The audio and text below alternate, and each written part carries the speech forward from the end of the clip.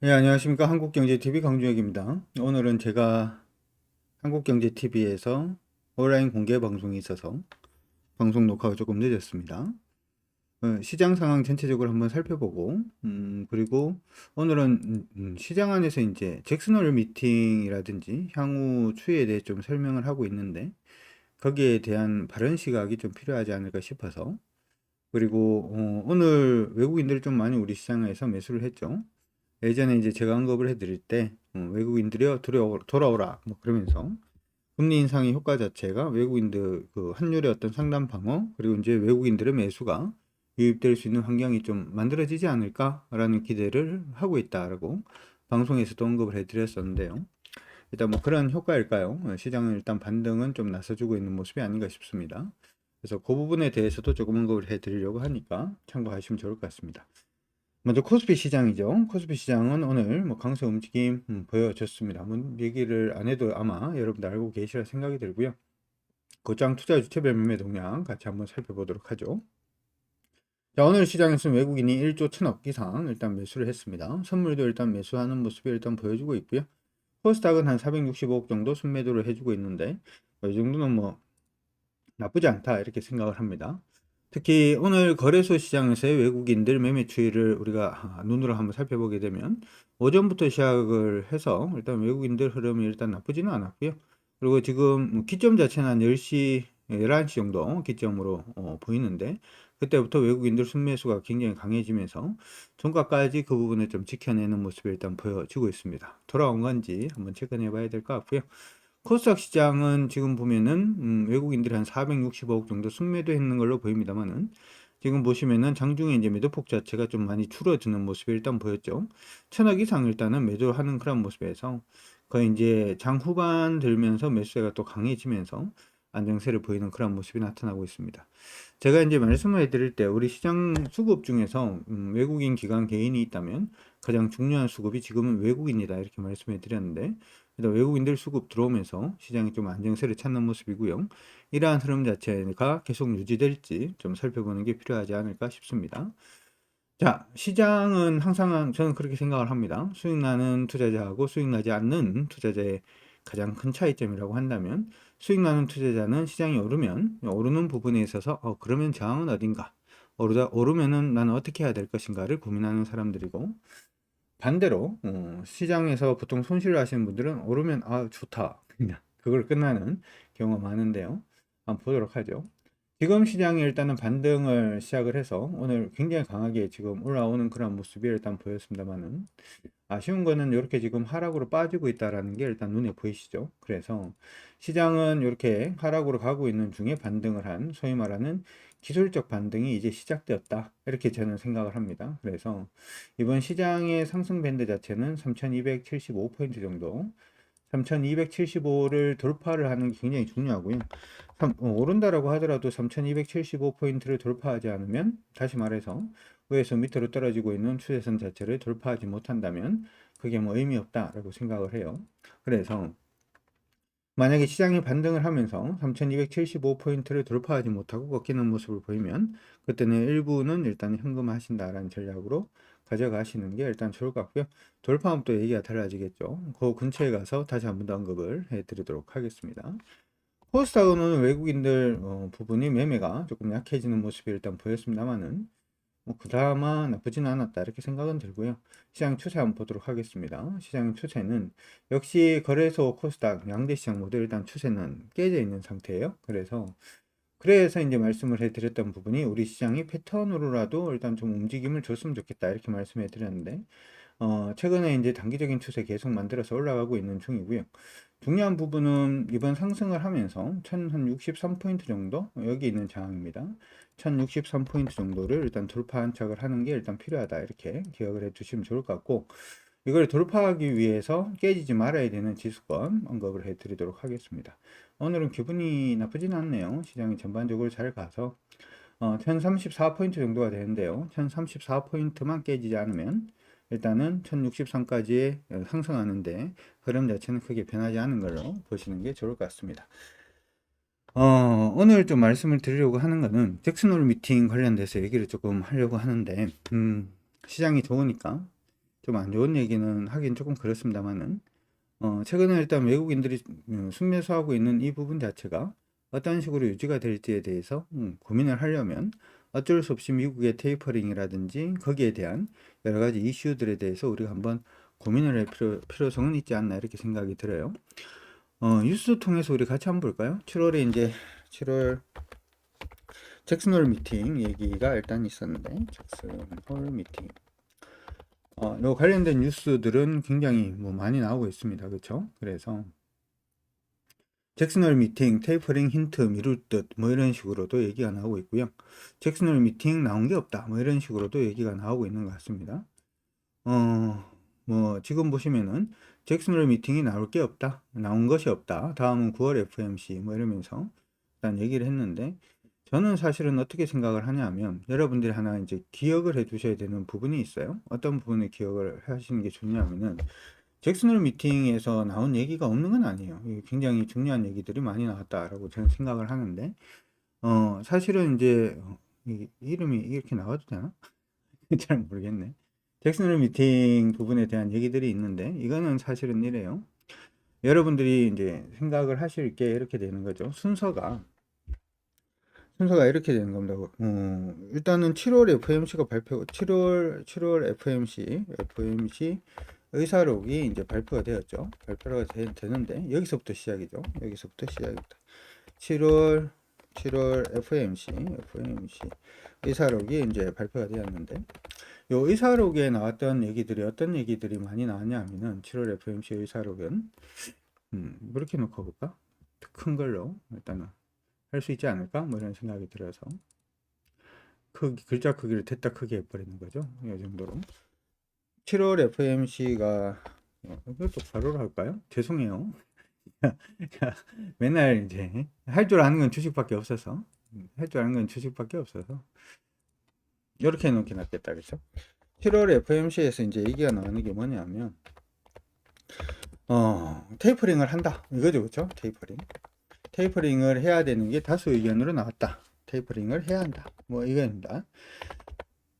그래서 시장에서는 이제 테이퍼링 해야 된다라고 얘기를 하니까 보통 시장에서 반응한 거는 뭐냐면 어떤 걸 반영을 했냐면 9월 원래 이게 이제 그 정책을 결정하는 그러한 포럼은 아닙니다만은 이번 8월에 이제 잭슨홀 미팅에 이제 곧장 8월 잭슨홀 미팅을 생각을 한 거죠. 잭슨홀 미팅에서 테이퍼링에 대해서 뭐 조만간 한다 뭐 이런 식으로 만약에 얘기가 나오면 보통 이제 정책이 이제 8월 잭슨홀 미팅하고 난 다음에 9월 20일 날 이제 FOMC가 이번에 준비가 되어 있는데 바로 그때부터 테이퍼링 선언을 할 거다 뭐 이런 식이었어요. 그래서 잭슨홀 미팅에서 거의 테이퍼링 얘기가 한번 나오고 9월 FOMC부터 시작을 해서 FOMC에서 그냥 테이퍼링 선언을 하지 않을까 뭐 이렇게 지금 생각을 한 겁니다. 그렇죠? 글자가 너무 큰가? 그냥 줄일까요? 선언을 일단 할 가능성이 높다 이렇게 지금 얘기를 한 거죠. 그런데 이제 중간에 웃긴 게 하나가 있어요. 원래는 이렇게 생각을 한 건데 사실 이제 7월 FOMC 의사록 발표가 한 가지 생각을 해야 되는 거는 뭐냐면은 이게 이제 델타 변이 이전에 했던 거거든요. 델타 변이 이전에 얘기를 한 거예요. 근데 여러분들이 한 가지 생각을 해야 되는 게 테이퍼링을 한다라고 하는 것은 긴축은 아닙니다만은 이게 정부가 이제 1조 2천억 달러씩 채권을 사주던 부분을 사지 않는다라는 뜻이 되는 거기 때문에 그러면은 조금 어려워지지 않나? 뭐 이렇게 되는 거죠. 예를 들어서 이거하고 비슷해요. 애들이 이제 열심히 직장을 다니다가 열심히 직장을 다니는데 갑자기 뭐 몸이 안 좋아져 가지고 코로나 뭐 이렇게 몸이 안 좋아져서 아들이 갑자기 이제 돈을 못 버는 거죠. 그래서 부모님이 뭐라 그랬냐면 너 많이 힘드니까 내가 한 달에 500만 원씩 생활비로 줄게 라고 얘기를 한 거예요. 그럼 아들은 괜찮죠, 그쵸? 500만 원씩 계속 주다 보니까 애가 이제 몸이 조금 나은 거예요. 몸이 좀 나아서 이제 취직도 좀 하고 뭐 돈도 좀 벌고 뭐 이런 식으로 하고 있는 것 같은 거예요. 그러니까 내가 너한테 그 생활비 500만 원 주는 걸 갖다가 이제 조금 줄일게 라고 하는 이 줄일게가 테이퍼링이라고 생각을 하시면 돼요. 그래서 뭐 이런 거 있잖아요. 줄일게. 그럼 어떻게 줄일 거냐 하면은 뭐 요번에 갑자기 줄이면 너무 좀 힘들어질 수가 있으니까 500만 원 주던 걸 한 달에 100만 원씩 줄여서 다음 달에는 400만 원 주고 그 다음 달에는 300만 원 주고 200만 원 주고 100만 원 주고 그 다음에는 안 준다 뭐 이런 식이 되든지, 아니면은 네가 체력이 그렇게까지 강해진 것 같지는 않으니까 50만 원씩 줄일게. 50만 원씩 줄여서 뭐 500만 원 주던 걸 그다음 450만 원 주고 400만 원 주고 350만 원 주고 300만 원 주고 그러면서 제로 뭐 이런 식으로 가는 거죠. 이렇게 줄이는 부분 자체를 이제 테이퍼링 한다라는 얘기예요. 그러니까 이게 어떻게 보면 양쪽 하나를 축소하는 거지 긴축으로 가는 건 아니에요. 근데 여기서 하나 생각을 해야 되는 것은 테이퍼링의 조건이라는 게 있죠. 테이퍼링의 조건. 테이퍼링의 조건은 뭐가 될까요? 그러면 아까 얘기를 할 때 아들이 이제 몸이 아팠다가 괜찮아지는 거잖아요. 그렇죠? 그러니까 테이퍼링의 조건이라고 하는 거는 미국 경제가 코로나 팬데믹 부분에서 벗어나서, 그렇죠? 경제 성장 자체가 성장이 지속 가능하다라고 하는 부분이 사실은 좀 필요한 부분이에요. 어쨌든 간에 7월 달 FOMC가 열렸을 때만 하더라도 미국 인플레이션도 굉장히 좋고 뭐 이렇게 얘기가 나온, 인플레이션도 굉장히 높고 뭐 경제 성장률도 나쁘지 않고 뭐 이렇게 되니까 테이퍼링 해야 된다 이렇게 얘기를 했는데, 중간에 뭐가 하나가 끼었냐면 이게 끼었죠. 이게 원래 작전이었는데 중간에 작전이 델타 변이라는 놈이 하나 들어왔어요. 그렇죠? 델타 변이가 나오면서 미국 내의 확진자 수 자체가 뭐 10만 명이 돌파가 되고 10만 명 확진자가 막 엄청 늘었죠. 확진자가 느니까 뭐 또 생각을 하냐 하면, 야, 경제 성장률 꺾이는 거 아니냐. 경제 성장률이 지금 안 좋은데 이거 꺾이는 거 아니냐라는 우려를 하기 시작을 합니다. 이 경제 성장률이 꺾이면 테이퍼링을 못 하거든요. 테이퍼링을 못 해요. 근데 요번에 파월 의장이 얘기를 한 거는 뭐냐 하면은, 저는 이렇게 해서 그래요. 델타 변이가 있었음에도 불구하고 이 델타 변이라고 하는 부분이 부스터샷이 됐든 아니면 백신 부분을 요번에 이제 백신을 이제 긴급해서 정식으로 승인을 했죠. 그 일부 사업장에서는 백신 부분을 이제 맞는 걸 독려를 하고 있고 미국 정부에서도 독려를 하고 있죠. 그러다 보니까 이 델타 변이가 있음에도 불구하고 미국 경제는 성장이 지속 가능하다라는 얘기가 되는 거기 때문에 테이퍼링은 한다라는 식으로 8월 달에 잭슨홀 미팅에서 8월에 이제 잭슨홀 홀에서 얘기를 한 게, 테이퍼링을 한다라고 얘기를 하면 이거는 사실 무슨 얘기가 되냐 하면은 미국의 경제 성장 자체는 둔화가 아니다라고 얘기를 하는 걸 갖다가 저는 그걸 의미한다라고 생각을 합니다. 그러면 가만히 보세요. 7월에 FOMC에서 테이퍼링 한다라고 얘기를 했다가 8월달 한다라고 얘기를 했는데 델타 변이로 인해서 확진자 수 증가하고 야, 경제 성장 꼬꾸라지는 거 아니냐? 뭐 이렇게 얘기를 했는데 8월 달에 뭐라고 얘기를 했냐면, 우리 비둘기파라고 생각을 했던, 그렇죠? 파월 의장이 뭐라고 그랬나요? 테이퍼링을 한다. 연내에 일단 해야 될 것으로 보인다라는 얘기는 미국의 경제가 어떻다는 거죠? 꺾이지 않았다라는 뜻이 되죠. 꺾이지 않았다라는 뜻이 되니까 당연히 어떻게 될까요? 미국의 성장 자체가 꺾이지 않았다라고 하니까 성장을 우리가 볼 수 있는 미국의 나스닥 지수가 그때부터 반등을 굉장히 강하게 하기 시작을 합니다. 이 성장 자체 지속이 되니까, 그죠? 흐름 자체는 일단 이렇게 잡히는 모습이 일단 보이고 있죠. 우리 시장은 어떻게 보면 최근 들어가지고는 미국 시장이 강세였는데도 불구하고 우리 시장은 뭐 나름 나쁘진 않았습니다만은, 코스피 시장 기준으로 보면, 우리 뭐 대표 시장이 코스피니까 코스피 시장 기준으로 보면 좀 이렇게 지지부진한 모습을 일단 보였어요. 오늘은 조금 다른 모습입니다만은, 이거의 흐름 자체는 앞으로도 테이퍼링을 한다라고 하면은 똑같은 흐름이 나오지 않을까 이렇게 생각을 하는데, 여러분들은 일단 알고 가시는 게 좋을 것 같아요. 물론 2013년도에 있었던 테이퍼링은 갑자기 나온 테이퍼링이에요. 그래서 이게 조금 의미가 다를 수도 있습니다만은 어쨌든 한번 보도록 하죠. 먼저 코스피 시장으로 보도록 합시다. 그 테이퍼링을 언제 한다라고 얘기를 했냐면 2013년도 5월달 정도에 이제 갑자기 한다 뭐 이렇게 얘기를 한 거거든요. 그래서 2013년도에 한다라고 얘기를 하고 2014년도에 테이퍼링을 했어요. 2014년 말까지 거의 10월까지 일단 테이퍼링을 했는데, 그동안의 코스피 시장을 한번 보도록 합시다.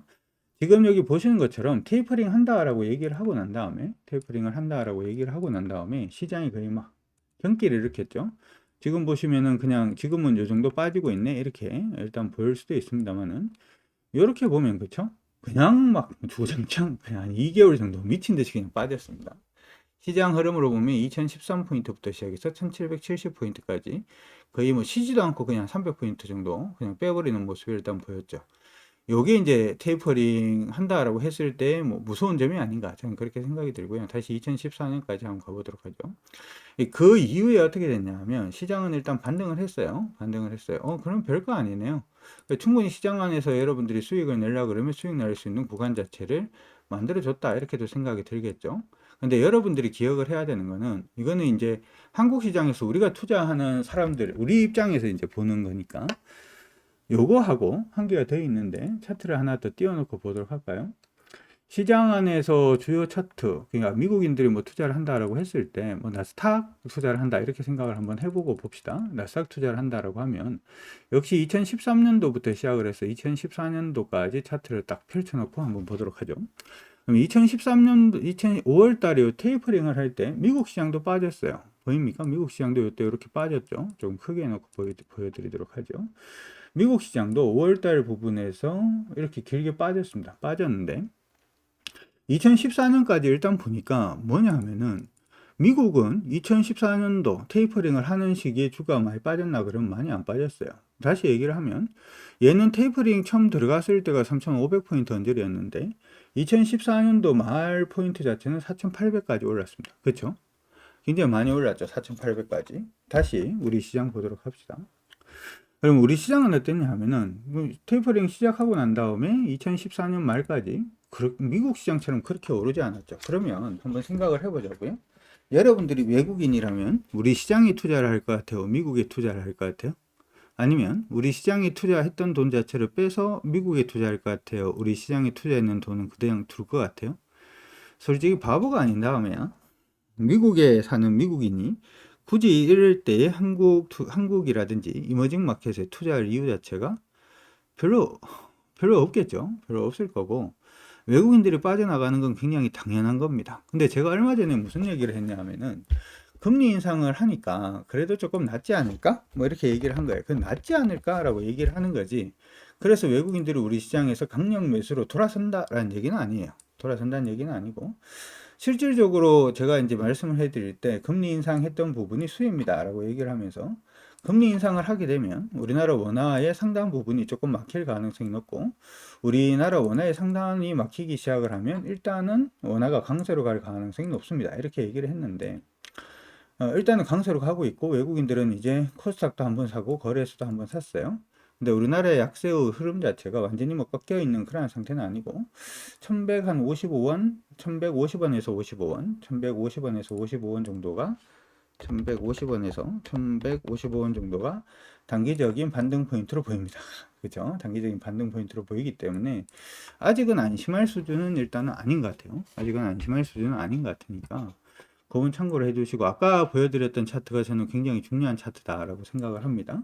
그래서 미국의 테이퍼링 부분은 일단은 기정사실화 되어 있고 사실은 테이퍼링 얘기를 하니까 우리가 되게 익숙하죠. 이제는 되게 익숙하고 굉장히 익숙하고 많이 해본 것 같은데 한 번밖에 안 해봤어요. 사실 한 번밖에 안 해봤고 어차피 테이퍼링을 하기 시작을 하면 선진국 이머징 마켓에서 선진국으로 돈이 넘어간다라고 하는 부분은 거의 기정사실이다 이렇게 생각을 해두시고 이번에 금리 인상이라든지 한은에서 아니면 내년 초에 금리 인상 부분으로 인해 가지고 이게 얼마만큼 방어를 할 수 있는가의 문제예요. 그러니까 예전에 뭐 한 10% 15% 빠졌다면은 이번에는 한 5%에서 막을 수 있을 거냐 뭐 그런 식의 개념인 거지 빠져나가는 건 어쩔 수 없다. 저는 그렇게 생각을 합니다. 그래서 지금 시장에서는 여러분들이 그 부분을 일단 생각을 하시면서 매매를 하는 게 바람직하지 않나 이렇게 생각이 들고요. 아까 말씀을 해드렸던 부분의 키워드가 중심 키워드가 일단 있어요. 무슨 얘기냐 하면 우리 시장에서의 미국에서의 이제 아까 얘기를 할 때 미국의 테이퍼링이라고 하는 부분은 기본적으로 우리의 성장이 답보되지 않고서는 미국 경제의 성장이 답보되지 않고서는 흐름이 나오기가 조금 힘들다라고 하는 부분을 기억을 하자라고 했습니다. 경제가 기대하는 만큼 광범위하게 발전한다면 연내 자산 매입 속도를 줄이는 것이 적절하다 이렇게 얘기를 했죠. 미국의 성장성이 꺾이지 않는다면 테이퍼링을 하겠다 이런 뜻이 됩니다. 그러면 이게 이제 여러분들 어떻게 보셔야 되냐면은 미국이 고용지표를 보고 난 다음에 테이퍼링을 한다 이렇게 얘기를 했는데 이 얘기는 왜 나온 거냐 하면은 미국 같은 경우에는 지금 이렇게 돼 있죠. 여러분들이 고용 부분에 대해서 한번 생각을 해 보셔야 되는 거는 고용이 나오면 사람들이 월급을 받죠. 월급을 받으면 사람들이 소비를 할 수가 있게 됩니다. 그렇죠? 당연하죠. 소비를 하게 되면 미국은 전체 GDP에서 소비가 기여하는 부분이 70%가 넘기 때문에 소비가 늘어나면은 미국 GDP는 굉장히 안정적으로 성장할 가능성이 굉장히 높습니다. 반대로 사람들이 고용이 안 좋아지면 월급을 못 받고 월급을 못 받으면 소비를 못 하겠죠. GDP 수치가 안 좋아지겠죠. 근데 왜 이걸 갖다가 지금 11월 달 정도에 아마 테이퍼링을 할지 말지를 결정을 하지 않을까? 선언하면 11월 달에 하지 않을까? 9월 FOMC는 그냥 건너가고 왜 그렇게 생각을 하냐 하면은 지금 그 하위층한테 주는 재난지원금이 있죠. 물론 지금 한 26개 주 정도는 일단 끝이 난 걸로 제가 알고는 있습니다만은 한 1,400억, 1,400억, 1,400만 달러씩 1,400달러씩 일단 주는 게 있어요. 돈을 주는 게 있는데 이걸 갖다가 이게 끝나는 시점이 9월 달에 끝이 납니다. 그러면 그 이전까지는 돈을 계속 받으니까 받은 거 가지고 계속 뭐 빵도 사 먹고 중고차도 바꾸고 뭐 할 수가 있는데 이게 돈이 이제 끝나는 시점, 긴급 재난 지원금이 끝나는 부분이 9월 달에 끝이 나니까 9월 달이 지나고 난 다음에는 그러면은 사람들이 돈 받는 게 없으니까 갑자기 소비가 안 좋아질 수가 있고 소비가 안 좋아지면 미국 경제 성장 자체가 좀 타격을 입을 수가 있잖아요. 실질적으로 아직까지도 한 600만 정도가 부족하다. 뭐 이런 얘기가 일단 있죠. 그래서 이번 8월 지표가 아마 미국의 고용 지표가 거의 한 뭐 100만 건 가까이 나올 수도 있다. 이렇게 얘기를 하는데 그런 식으로 이제 몇 개월 정도 나오면은 고용은 이제 채워질 가능성이 높겠죠. 근데 9월 달이 아까 끝난다 그랬잖아요. 그럼 9월 달에 취업자 수가 많아야 되겠죠. 9월 달에 취업자 수가 많아져야 될 수 있으면은 9월 취업자 수가 10월 달에 나올 거니까 맞잖아요. 9월 한 달 동안의 집계 자체가 10월 달에 나올 거니까 10월 달 지표를 보면 11월 달에 테이퍼링을 시작할지 말지를 결정하는 게 맞죠. 그래서 그리고 하나 더 생각을 해야 되는 부분이 만약에 미국의 인플레이션율 자체가 지금 시장 안에서는 이게 그러니까 고용이 좋게 다시 얘기를 하면 요거 얘기는 하고 가야 되겠네. 미국 고용이 좋아지는 모습이 보이면은 테이퍼링이 빨라질 수도 있다라는 거예요. 그러니까 어떻게 보면 지표가 좋게 나오면 그게 우리 시장한테는 조금 더 악재가 될 수도 있겠다. 무슨 얘기인지 아시겠죠? 고용 지표가 좋게 나오면 테이퍼링을 빨리 할 수 있고 그리고 지금 중요한 것은 테이퍼링을 빨리 하냐, 늦게 하냐, 뭐 하냐, 안 하냐의 문제가 아니라 속도를 얼마나 세게 갈 것인가가 지금 더 큰 문제예요. 아까 처음에 제가 예를 드릴 때, 아들이 몸이 안 좋으니까 부모님이 한 달에 500만 원씩 주다가, 뭐, 다음 달에는 100만 원씩 깎아서 5달 정도 있다가는 안 줄게. 이렇게 드릴 수도 있고, 50만 원씩 깎아서 10달은 더 줄게. 뭐 이런 식으로 드릴 수도 있잖아요. 그쵸? 경기가 좋으면 좋을수록 그렇죠? 이 부분에 테이퍼링의 속도 자체가 굉장히 빨라질 수가 있고 테이퍼링이 끝나면 금리 인상 얘기가 바로 나올 겁니다. 물론 바로 하지는 않을 거예요. 2013년 기준으로 보면 테이퍼링이 끝났을 때가 2014년도 10월달 정도에 테이퍼링이 끝났고 2015년부터 금리 올린다 그러고 계속 얘기를 하다가 언제 올렸냐 하면 2015년도 12월 달에 올렸거든요. 그러니까 예, 금방 올리지는 않을 건데, 그때부터는 이제 금리 인상에 대한 얘기가 계속 나올 겁니다. 그러면 미국은 더 좋아지고, 우리는 더 안 좋아지는 그런 모습이 일단 나타날 수가 있겠죠. 어찌되었든 간에, 미국의 고용지표가 좋게 나오면 좋은 게 아니라, 고용지표가 좋게 나오면 테이퍼링이 빨리 진행될 가능성이 높다라는 거 기억을 해두시면 좋을 것 같고, 인플레이션율 자체도 굉장히 어떻게 보면 중요하다라고 생각은 드는데, 지금 미국의 인플레이션 자체가 지속 가능하게 이런 식으로 계속 높게 나올 것이다. 이렇게 얘기를 하는 쪽도 있고, 아니다. 라고 얘기하는 쪽도 있는데, 저는 사실은 좀 아니다. 라고 생각을 하는 사람들 중에 하나입니다. 왜 그러냐 하면, 미국 인플레이션율 자체는 5%대를 지금 계속 넘겨주고 있는 모습이 나타나고 있는데, 지금 미국 개인 지출을 보면은 지출이 좀 줄고 있는 모습이 일단 보여요. 그 다음에 지출이 줄면서 뭐가 좀 늘어나는 모습이 보이냐면 저축이 늘어나는 모습이 보이죠. 이건 뭐하고 비슷하냐 하면 여름방학 시작하면 열심히 놀다가 여름방학이 언제 끝이 나고 개교를 한다 그러면 그때부터 뭐 하나요? 일기 쓰고 탐구생활하고 탐구생활 아십니까? 요즘도 하나? 저 어릴 땐 탐구생활 했던 기억나는데 탐구생활 해야 되고 날짜도 뺏겨야 되고 바쁩니다. 그렇죠?